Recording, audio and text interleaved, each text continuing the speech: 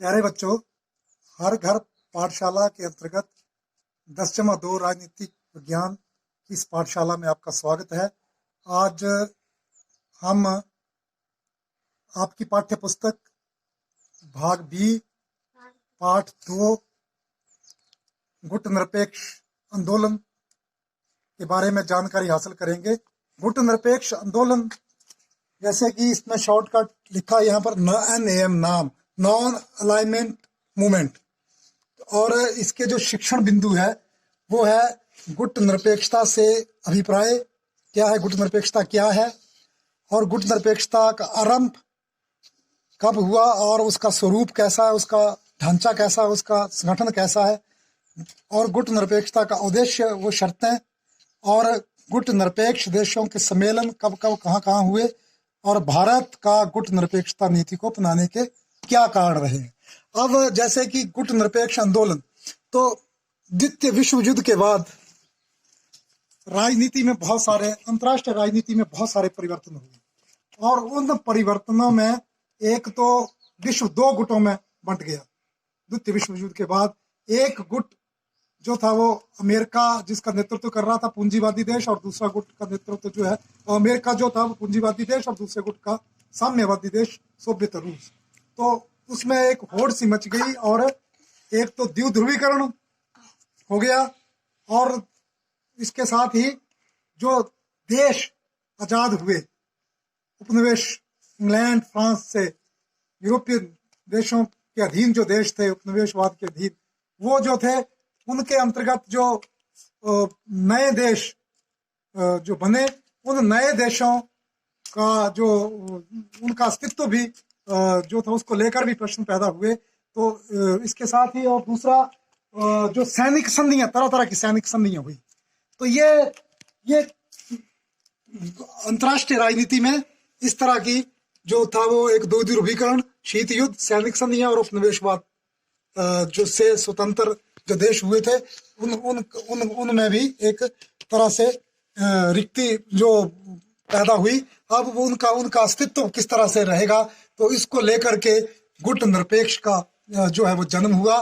गुट निरपेक्षता का अर्थ अपनी स्वतंत्र रीति नीति से, अपनी स्वतंत्र, तो गुट निरपेक्षता से अभिप्राय शीत युद्ध तथा सैनिक संधियों से दूर रहने के साथ, क्योंकि शीत युद्ध जो था वो उसमें काफी छिड़ चुका था, एक होड़ सी मच गई थी। तो शीत युद्ध और सैनिक संधियां भी, नाटो सीटो, बहुत सारी संधियां जो हो रही थी, उनसे दूर रहने के लिए भी, और एक राष्ट्र द्वारा अपने राष्ट्रीय हितों, लेकिन उसमें राष्ट्रीय हित तथा विश्व विचार पर आधारित स्वतंत्र निर्णय लेना और अंतर्राष्ट्रीय राजनीति में सक्रिय रूप से भाग लेना, ये गुट निरपेक्षता है। और गुट निरपेक्षता क्या नहीं है?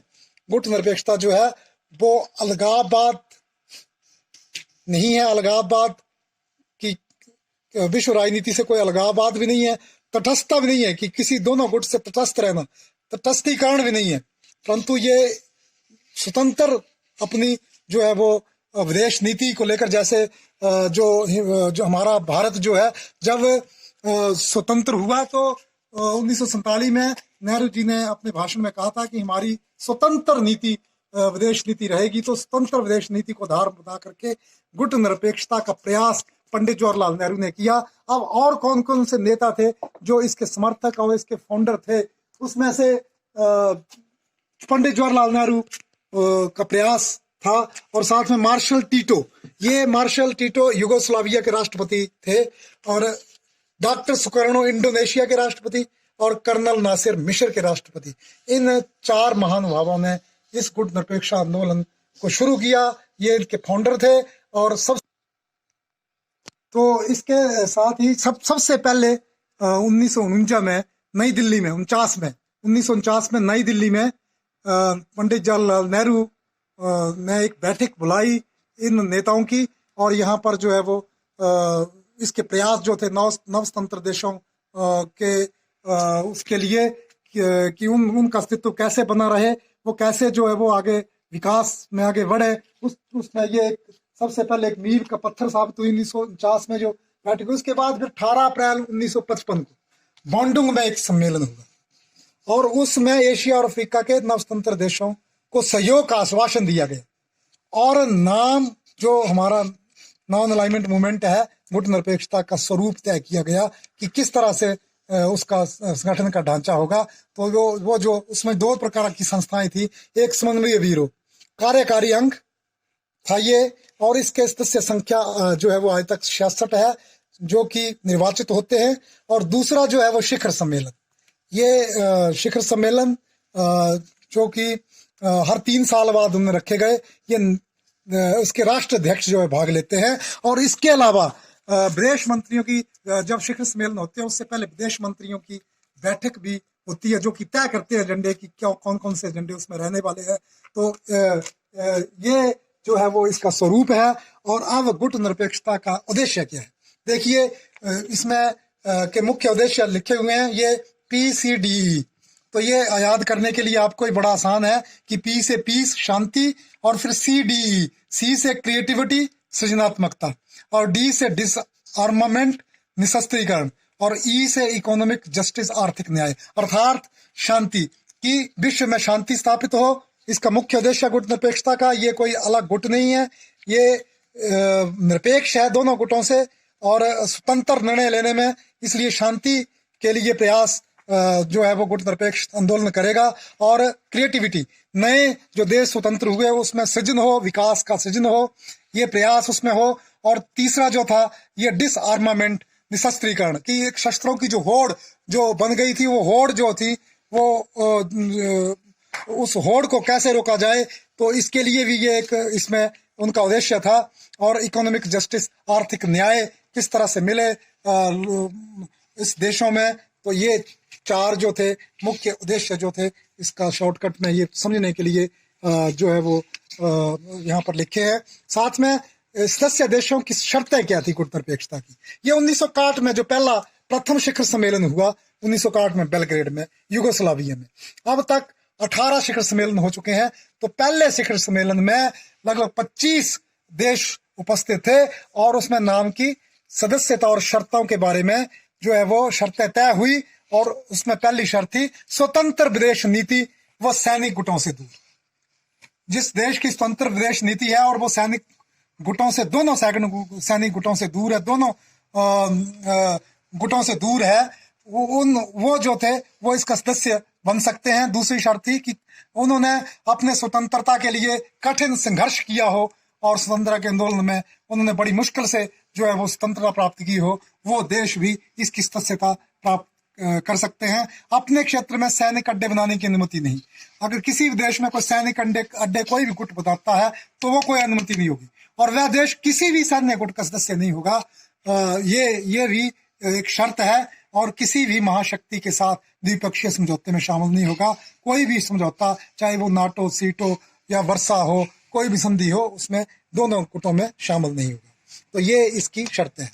अब गुट निरपेक्ष देशों के सम्मेलन जो कि कब कब हुए, तो प्रथम सम्मेलन जैसे कि 1961 में ये यूगोस्लाविया में बेलग्रेड में 25 देश उसमें उपस्थित थे। और उसके बाद द्वितीय जो था वो काहिरा में हुआ 1964 में 47 देश 47। देखिए ये 3 साल के बाद, हर 3 साल के बाद होता है। लेकिन यहाँ पर तृतीय सम्मेलन में काफी समय हो गया, 1970 में लुसाका में हुआ, और इसमें 54 देश उपस्थित थे। और चौथा जो था अल्जीरिया में, इसमें जो था वो 1973 में जो 75 देश उसमें थे।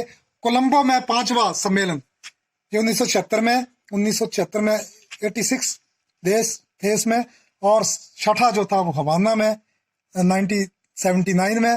और 7वां ये नई दिल्ली में, भारत की भी इसकी मेजबानी करने का मौका मिला इंदिरा गांधी के समय।